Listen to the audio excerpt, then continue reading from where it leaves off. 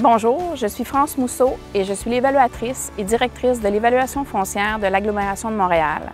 Je suis responsable avec mon équipe de confectionner, de tenir à jour, d'inspecter et de défendre les rôles d'évaluation foncière. Le rôle d'évaluation foncière permet d'établir les valeurs d'un parc immobilier d'une municipalité. Ces valeurs servent de base de calcul pour les taxes municipales et scolaires. Cela permet donc de répartir la charge fiscale entre tous les propriétaires d'une municipalité.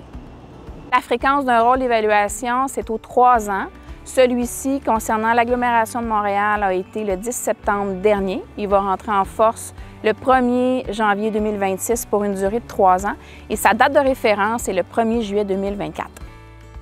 Ça va être en fait l'année de référence sur laquelle on va s'appuyer pour venir déterminer la valeur réelle d'une propriété. On regarde en arrière qu'est-ce qui s'est transigé, quelles ont été les transactions immobilières dans une année.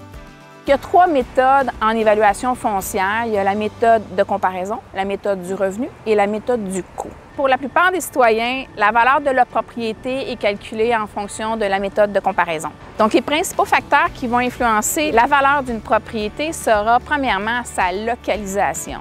Donc, on va vouloir savoir la dimension de son terrain, la dimension de son bâtiment, l'âge d'origine de la construction, les rénovations mineures ou majeures qu'il y aura eu sur la propriété, un agrandissement par exemple, et la qualité des matériaux qui a permis à la rénovation. Beaucoup de gens pensent que l'augmentation de la valeur de leur résidence est équivalente à l'augmentation du compte de taxes. Ce n'est pas le cas.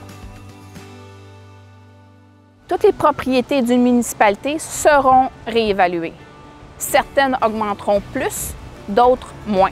Les taux de taxation seront déterminés ultérieurement en fonction des besoins budgétaires de la municipalité. Pour faire cet exercice-là, on ne fait pas ça tout seul dans son salon.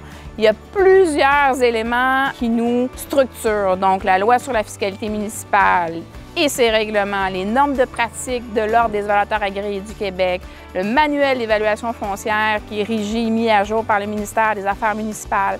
Il y a tout un encadrement législatif qui régit nos règles de pratique. L'évaluation foncière, c'est complexe et c'est un domaine d'affaires pointu. Mais sachez qu'on est là pour vous aider et répondre à vos questions. La Direction de l'évaluation foncière a un service à la clientèle accessible et disponible. Donc, vous pouvez appeler, vous pouvez vous rendre sur place, vous pouvez nous écrire par courriel. On sera là pour répondre à vos questions.